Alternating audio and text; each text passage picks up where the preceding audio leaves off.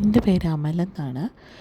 എനിക്ക് 25-ാമത്തെ വയസ്സിൽ എൻ്റെ വീട്ടിനടുത്തുള്ള റസീന താത്തയുമായി ഉണ്ടായ ഒരു സംഭവമാണ് ഞാനിവിടെ പറയാൻ പോകുന്നത്.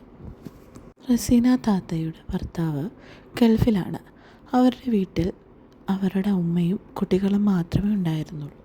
അവരുടെ വീട്ടിൽ നിന്ന് ആവശ്യമുള്ള സാധനങ്ങളെല്ലാം വാങ്ങിക്കൊണ്ടുവരുന്ന ഒരു പതിവ് ഞങ്ങളുടെ വീട്ടുകാർക്കുണ്ടായിരുന്നു.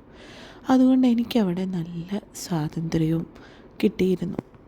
അങ്ങനെ ഞാൻ 25 വയസ്സായിരുന്ന സമയത്ത് ഞാൻ സ്ഥിരമായി അവിടെ പോകാറുണ്ടായിരുന്നു. പുള്ളിക്കാരിയുടെ ഹസ്ബൻഡ് ഗൾഫിൽ നിന്ന് വരുമ്പോൾ സ്ഥിരമായി സിനിമകളുടെ CD കൊണ്ടുവരാറുണ്ട്. അതുകൊണ്ട് അവിടെ ധാരാളം CDയും ഉണ്ടായിരുന്നു.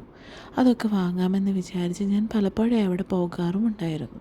അങ്ങനെ ഒരു ദിവസം ഞാൻ CD വാങ്ങാനായി അവരുടെ വീട്ടിലേക്ക് പോയി.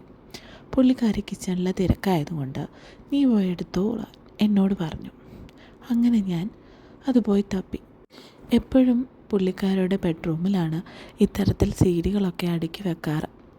അതുകൊണ്ട് ഞാൻ അവിടെ പോയാണ് നോക്കിയത്. അങ്ങനെ അവിടെ ചെന്ന് നോക്കിയപ്പോൾ അലമാരി തുറന്നു. അങ്ങനെ ഓരോന്നോരോന്നായി CD എടുത്ത് നോക്കിക്കൊണ്ടിരിക്കുകയാണ്. അപ്പോഴാണ് കുറച്ച് CDകൾ മാറ്റി വെച്ചിരിക്കുന്നത് എൻ്റെ ശ്രദ്ധയിൽപ്പെട്ടത്. അതിൻ്റെ ഒന്നും പുറത്ത് പേരോ സിനിമയിൽ അഭിനയിച്ചിരിക്കുന്ന ആളുടെ മുഖമോ ഒന്നും ഉണ്ടായിരുന്നില്ല.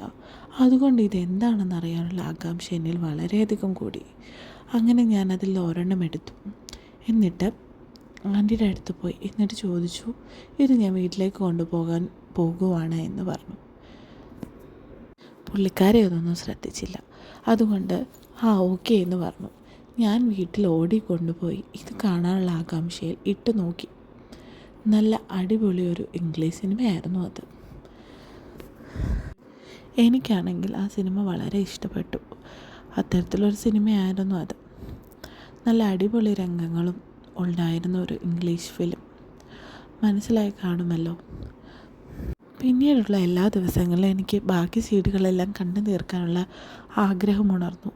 അങ്ങനെ ഓരോ ദിവസവും പോയി പുള്ളിക്കാരി തിരക്കായിരിക്കുന്ന സമയങ്ങളിൽ പോയി CD ചോദിച്ച് ആ സാരിയിൽ പൊതിഞ്ഞു വെച്ചിരുന്ന ആ CDകളിൽ ഓരോന്നോരോന്നായി എടുത്തുകൊണ്ട് വന്ന് കണ്ടുകൊണ്ടിരുന്നു. പുള്ളിക്കാരി ഇതിനെപ്പറ്റി അറിയുന്നുണ്ടോ എന്ന് എനിക്കറിയില്ല. പക്ഷേ എനിക്കിത് കണ്ടേ പറ്റൂ. അങ്ങനെയായിരുന്നു എൻ്റെ അപ്പോഴത്തെ മാനസികാവസ്ഥ. ഇതൊരു പക്ക എൻ്റർടൈൻമെൻറ്റ് പരിപാടി ആയതുകൊണ്ട് ഇത് കണ്ട് ആസ്വദിക്കുക പതിവായി. അങ്ങനെ ആ വീട്ടിലുണ്ടായിരുന്ന എല്ലാ CDയും ഞാൻ കണ്ടു തീർത്തു. പക്ഷേ കണ്ടു തീർത്ത സിനിമയുടെ CDകളൊന്നും തിരിച്ചു കൊടുക്കാൻ എനിക്ക് മനസ്സ് വന്നില്ല. അതുകൊണ്ട് ഇതെല്ലാം എൻ്റെ വീട്ടിൽ തന്നെ ഉണ്ടായിരുന്നു. എല്ലാം എടുത്തുകൊണ്ട് വന്നതുകൊണ്ടാണോ എന്തോ പുള്ളിക്കാരിക്ക് കാര്യം മനസ്സിലായെന്ന് തോന്നുന്നു.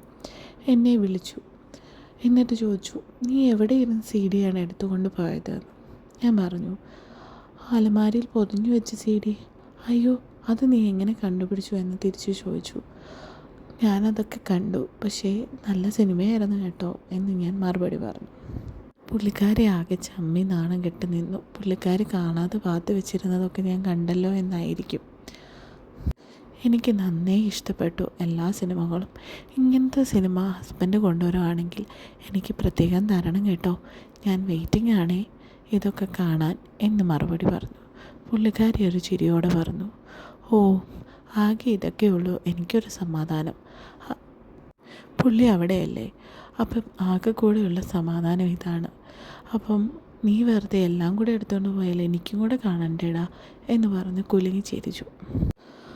അയ്യോ, അത് ഞാൻ മറന്നു. ഇതൊക്കെ ഇഷ്ടമാണല്ലേ? അപ്പോൾ പുള്ളിക്കാരി പറഞ്ഞു, പിന്നെ ഇഷ്ടപ്പെടാതെ? സമയം പോകണ്ടേ? സിനിമ കണ്ടാൽ സമയം പോകുന്നതേ അറിയില്ല. അതും നല്ല സിനിമയായിരുന്നു ഇത്. നല്ല സീനുകളും നല്ല രംഗങ്ങളും ഉള്ള സിനിമ. ഓക്കെ, ഇനി അടുത്ത CDകൾ എന്നാണ് കിട്ടാൻ പോകുന്നത് എന്ന് ഞാൻ പുള്ളിക്കാരിയോട് ചോദിച്ചു. അപ്പോൾ പുള്ളിക്കാരി, അടുത്ത ആഴ്ച ഒരു ഫ്രണ്ട് വരുന്നുണ്ട്, കൊടുത്തു വിടാമെന്ന് പറഞ്ഞിട്ടുണ്ട്. നീ അങ്ങോട്ട് പോര്. രണ്ടിടത്തിരുന്ന് കാണുന്നതിനേക്കാൾ നല്ലത് ഒരുമിച്ചിരുന്ന് കാണുന്നതല്ലേ? അത് ശരിയാണല്ലോ, ഞാൻ വന്നേക്കാം. ഞാൻ പിന്നെ വന്നു കഴിഞ്ഞാൽ CDയുടെ ഒന്നും ആവശ്യമുണ്ടാവില്ല. അത് മറക്കണ്ട കേട്ടോ എന്ന് ഞാൻ പറഞ്ഞു. അത് ഓർക്കാനായിട്ട് നീ അതിന് നേരത്തെ ഒന്നും വന്നിട്ടില്ലല്ലോ. അതുകൊണ്ട് ഞാനെങ്ങനെ അറിയാനാ? എന്തായാലും നീ പോര്. അടുത്ത ആഴ്ച സിനിമ വരുന്നുണ്ട്. ഒരാഴ്ച ഞാൻ എങ്ങനെയോ തള്ളി നീക്കി. അന്നത്തെ കാലത്ത് സിനിമ കാണാനൊന്നും പറ്റുന്ന കാലമല്ലല്ലോ, അതും ഇങ്ങനത്തെ ഒരു നല്ല സിനിമകൾ. അങ്ങനെ ആ ദിവസം വന്നെത്തി. പുള്ളിക്കാരി ആ CD കിട്ടിയ ഉടനെ എന്നെ വിളിച്ചു. ഞാൻ അപ്പം തന്നെ ചെന്നു. അവിടെ ചെന്ന് ഞങ്ങൾ റൂമിലിരുന്ന് സിനിമ കണ്ടു. വീട്ടിലാരും തന്നെ ഉണ്ടായിരുന്നില്ല. സിനിമയിലെ രംഗങ്ങളെല്ലാം നല്ല കോരിത്തെരിപ്പിക്കുന്ന രംഗങ്ങളായിരുന്നതുകൊണ്ട് അറിയാതെ തന്നെ പരസ്പരം നോക്കിപ്പോയി. അത്രയ്ക്കും അടിപൊളി സിനിമയായിരുന്നു അത്. അങ്ങനെ ഞങ്ങൾ സിനിമ കണ്ടുകൊണ്ടിരിക്കുന്ന സമയത്ത് റസീന താത്ത കുങ്കുമപ്പൂ ഇട്ട പാലും അല്ലാത്ത പാലും എനിക്ക് സമ്മാനിച്ചു. ഞാൻ രണ്ടും കുടിച്ചു. കുറച്ച് തേനും എനിക്ക് തന്നു. നല്ല പുളിയുള്ള തേനായിരുന്നു.